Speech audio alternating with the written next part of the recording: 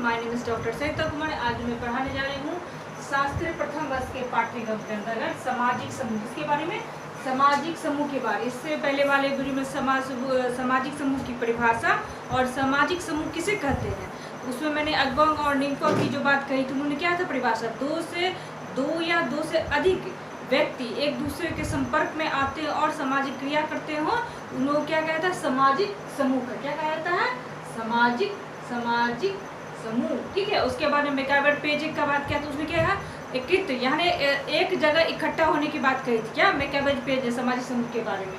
अब इस वाले वीडियो में मैकआवर पेज के सामाजिक समूह के कितने भागों में बांटा है उसकी चर्चा करेंगे। ठीक है, यहाँ मैकआवर और पेज सामाजिक समूह को 3 भागों बांटा है। इन्होंने सामाजिक समूह को मैकआवर ने सामाजिक समूह कितने भागों बांटा है, पेज ने कितने भागों बांटा है। यहाँ बांटा है पहले क्षेत्रीय समूह, पहला क्या आता है आपका क्षेत्रीय समूह। ठीक, ये क्या है राष्ट्र, गांव और नगर। क्षेत्रीय समूह मतलब जो क्षेत्र के विकास के लिए करते हो काम, तो यहाँ क्या क्षेत्रीय समूह को राष्ट्र लिया, राष्ट्र के विकास के लिए। ठीक, गांव, नगर और पड़ोस, ये क्या है क्षेत्रीय समूह के उदाहरण है। दूसरा क्या हितों की रक्षा, जो आपके यानी सामाजिक समूह में आपके हितों की जो रक्षा करता हो उसे क्या कहते हैं हितों की रक्षा करने वाला समूह। ये कहा है मैकआवर पेज ने कहा है, जिसमें हितों के प्रति चेतना समूह जिसका निश्चित संगठन नहीं है। हितों यानी जैसे कि कोई आदमी शरणार्थी हो, ठीक, या असमान भीड़ जो इकट्ठा हुआ तो किसी हित के लिए नहीं रहा, शरणार्थी आज है कल नहीं है, अवर्ग, ये सब हितों के लिए नहीं है। यह समूह निश्चित नहीं है, क्या है ये असंगठित समूह है, कब आज है कल नहीं है। शरणार्थी समूह आज है कल नहीं है। कि रुचि वाले जो समूह कुछ रुचि में इकट्ठा हो गए और एक समूह बना लिए, नहीं, ये सब किसकी बात है हितों की। जब आपका उस समूह से या उस शरणार्थी शिविर से हित है तब तक आप उस समूह से जुड़े रहिएगा।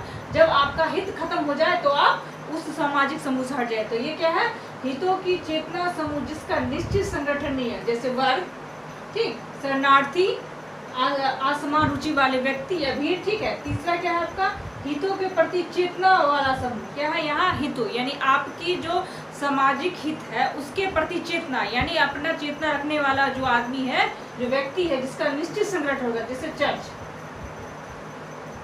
जो क्या हो गया ये आपका हितों की रक्षा करने वाला, क्या ये जो चेतना समूह जिसका निश्चित संगठन, ये आपका ये टूटने वाला संगठन नहीं है। क्या ये चर्च जो आपका हितों की जो रक्षा करने वाला निश्चित संगठन है ये टूट नहीं सकता। क्या ये टूट नहीं सकता, इसमें चर्च जो है एक उसका संगठन ये टूट सकता है, बिल्कुल नहीं, चर्च आपका टूट सकता है। पहला हुआ। दूसरा क्या आपका श्रमिक संघ, जैसे यूनियन लीडर होता है, यूनियन में जो मान लीजिए बड़े बड़े कंपनियों में क्या होता है श्रमिक जो काज करते हैं उनका एक समूह होता है जो उसका एक लीडर होता है। ये क्या है श्रमिक समूह, क्या है श्रमिक संगठन, जिसको बोलिएगा संघ या संगठन जो होता है ये है श्रमिक संगठन। ये भी क्या है ये टूटने वाला नहीं है, ये आपके कामों को करता है और ये इसका विखंडन आप नहीं कर सकते हैं। ठीक है, दूसरा क्या है राज, हाँ राज भी एक सामाजिक समूह है, ये आप ये भी टूट नहीं सकता है, विखंडन नहीं है। तीसरा उन्होंने क्या कहा राज।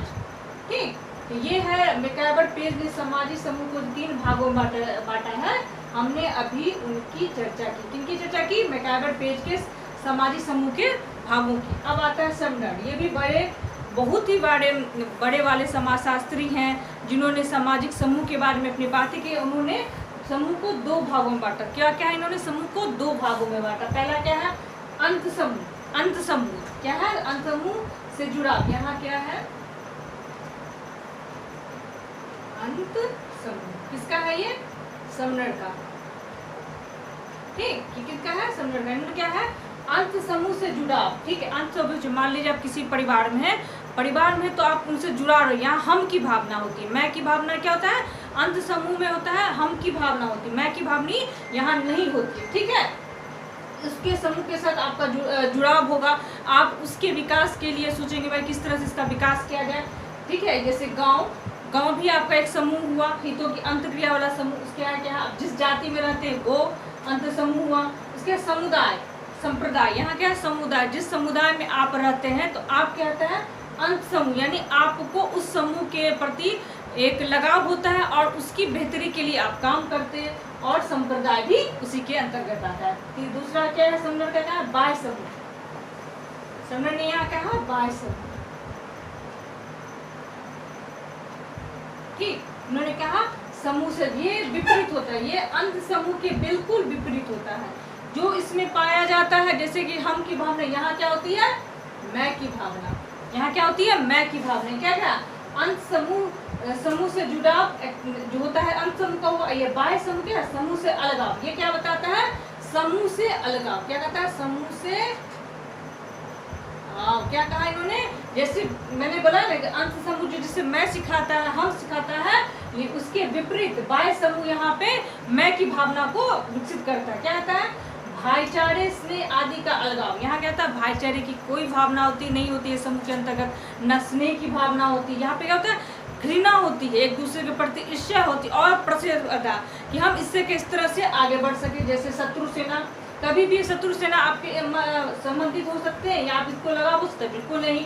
विदेशी सेना, क्या इनके साथ आपका लगाव सा नहीं, ये तो किसके अंतर्गत आया, ये बाह्य समूह के अंतर्गत आया। ठीक है, अब आगे बढ़ते हैं, अब चर्चा करते हैं चार्ल्स फूले, जो समाजशास्त्री है चार्ल्स फूले। उन्होंने सामाजिक समूह का वर्गीकरण कर, जो करण है, दो भागों में किया। कितना वर्गीकरण, कितने भागों में किया, दो भागों में। ठीक, उन्होंने क्या कहा, सामाजिक क्या है, प्राथमिक समूह, यानी इन्होंने क्या कहा, प्राथमिक समूह। ध्यान दीजिएगा, प्राथमिक समूह, प्राथमिक समूह के अंदर उन्होंने क्या कहा, परिवार, ठीक, दूसरा क्या, खेल समूह, और तीसरा क्या आपका, पड़ोस। ठीक, इन्होंने क्या कहा, प्राथमिक समूह जिनमें घनिष्ठ संबंध, बिल्कुल है, परिवार के साथ आपका बहुत ही घनिष्ठ संबंध होगा, इनके साथ आप रोज उठते बैठते होंगे, उनके आपके बारे में बिल्कुल बेहतर से जानते हो, और इसके साथ आपका बहुत ही अंदर से जुड़ाव होगा। दूसरा क्या है, खेल समूह, जिस खेल में आप, जिस ग्रुप में आप खेलते हो, खेलने के जाते हो, जो आपका ग्रुप हो, उस समूह में आपकी प्राथमिकता होगी, आप उस समूह में अपने आप को बेहतर फील करते हो, इसलिए तो उस समूह में आप गए, खेल समूह। उसके क्या है, पड़ोस, पड़ोस भी एक प्राथमिक समूह का बहुत ही अच्छा उदाहरण है। ठीक है, ये हो गया आपके प्राथमिक समूह का वर्गीकरण। ठीक है, अब क्या है इसका द्वितीय, यानी चार्ल्स फूले का जो है, यानी क्या है, द्वितीय समूह, द्वितीय समूह। ठीक, इन्होंने क्या कहा, घनिष्ठता का, इन्होंने क्या चर्चा की, घनिष्ठता का पूर्णता भाव। द्वितीय समूह होता है कि आप किसी काम से जुड़े होते तभी उस समूह का निर्माण करते हैं। आपको उस समूह का निर्माण तब करते हैं जब किसी स्वार्थ की पूर्ति हो या किसी चीज़ में आपकी जरूरत पूरा है, तो आप एक लोग इकट्ठा होकर उस समूह का निर्माण कर, जिससे आपकी जो आवश्यकता उसकी पूर्ति है। इसमें क्या होता है, घनिष्ठता का अभाव बिल्कुल है, क्योंकि आप लोग एक दूसरे के साथ स्वार्थ में जुड़े होते हैं, इसलिए इसमें घनिष्ठता का अभाव होता है। क्लब, जैसे मान लीजिए क्लब, क्या हुआ, क्लब तो वही हुआ ना, जैसे आप क्लब बनाए, इसमें सभी लोग एक साथ जुड़े हुए हैं, कितने सारे लोग यहाँ होते हैं, लेकिन क्या उस दोनों में घनिष्ठता का संबंध होता है, बिल्कुल नहीं।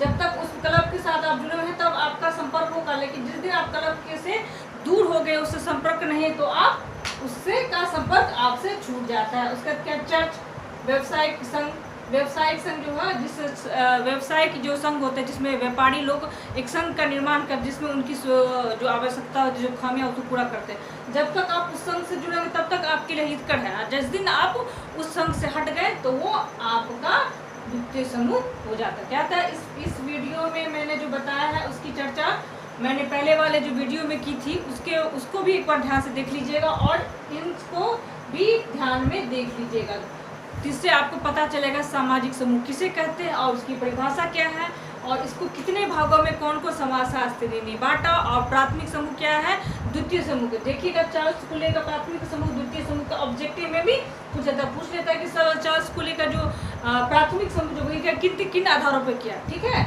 इस वीडियो में इतना ही, आगे वाले में किसी दूसरी टिप के बारे में बात करूँगी। धन्यवाद।